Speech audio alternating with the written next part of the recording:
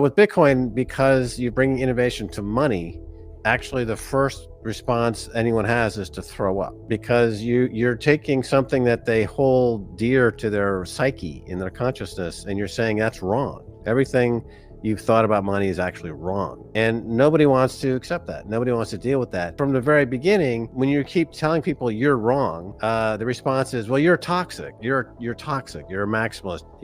That's what people respond, because they're being told that they're wrong. It's hard to be on the side of a Bitcoin believer, because it's like being an exorcist. The vast majority of the population who do not want to reconsider or consider that everything they have believed about money is false. That's where we're at. Even the gold bugs, gold bugs who you would think would be more sympathetic to Bitcoin, most of them also hate Bitcoin because it challenges everything they believe about gold. You end up being, if you're a Bitcoin maximalist, you're a hated figure, because nobody wants to face the fact that they've been dead wrong their whole lives about something very basic like money. Humans are basically just food and sex, the primary drivers. Behind that is money.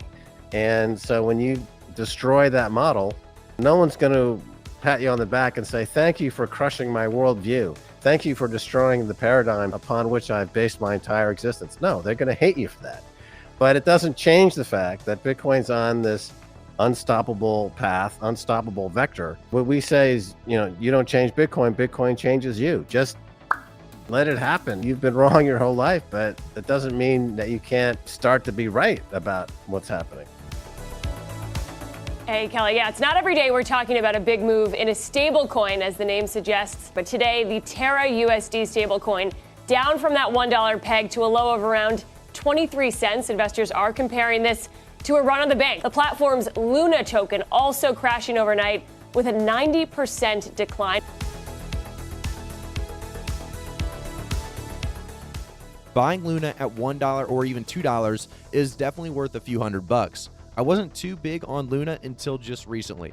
So after we saw this huge tank, it's obviously going to be undervalued at this price point if we can find a recovery.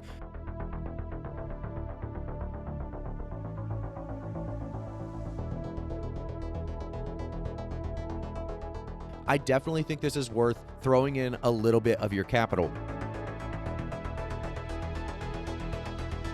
So the old guards, nothing phases us anymore. We've seen everything twice just to make sure we didn't miss anything. The new people, the minute that something occurs, like for example, the collapse of a stable coin or the collapse of BitConnect or these types of things, then they say, oh my God, this is the end of crypto. Everything is over. Oh, we're all going to die. The markets are over. The dream is gone. The last 20 years in particular, there's been a hyper acceleration in the printing of money.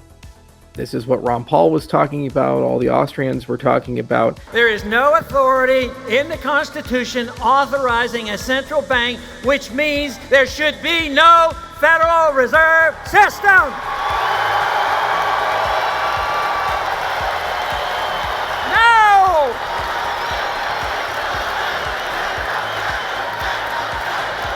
America went from $4.5 trillion in the national debt, a surplus, to over $30 trillion. This is not healthy. The world economy is not healthy. And there's now the biggest division ever between the retail investor and the institutional investor. They're doing all kinds of monkey business and shenanigans. Why is it your homes are getting so expensive? Well, because the BlackRocks of the world and the massive private funds of the world are going and buying regular, everyday 3-bedroom, 2-bath homes through big aggregators. And you wake up and you see a $250,000 home become $500,000, $750,000. Can you afford it? No, because wages don't track with that. Because what are they doing? They're saying you'll own nothing and be happy. All the farmland is going to be owned by the rich people and the big companies, multinational companies. The retail side, people are opting out. Problem is there's less money on the retail side now than on the institutional side. If you look at the selling rates of crypto, what's happened over the last 6 months is institutions have been dumping their crypto. The retail people are holding because they are opting out of a global system that's unfair, a global system that's frankly rigged. Maybe fractional reserve things are not a good idea. Go figure. We've learned this again and again and again from private monies in the 19th century, and again and again and again from our banking system. And now the market is again learning the same lessons of before. Maybe it's a good idea to follow deflationary monetary policy, full or over reserve, if one's desires to create stability. And never has there been a time in human history where we have been so blind to the long-term consequences of what we're doing. We're due for a systems change, and the institutions aren't going to do that for us. They're going to go down with the sinking ship because they simply have no other choice. The point of cryptocurrencies and blockchain technology has always been a different option than the dystopian future that's being offered to us, where we own nothing and will be happy. The point is we get our freedom back, our liberty back. That is what we are seeking. I, for one, I'm done. I know the hills I'm going to die on. I know the places I'm going to live, the things I'm going to do. The caravan moves on. We're going to keep beating the drum every day. We got an army now. It's inevitable in that respect. Then you have to ask yourself, what is really important to you? What matters to you? What's the point of all of this? Don't you see the train wreck that's coming? Don't you see where the world is going? And shouldn't we do better if we can do better? It's ultimately your choice. You still get to make one. You all matter. You all have a voice. Cheers, everyone.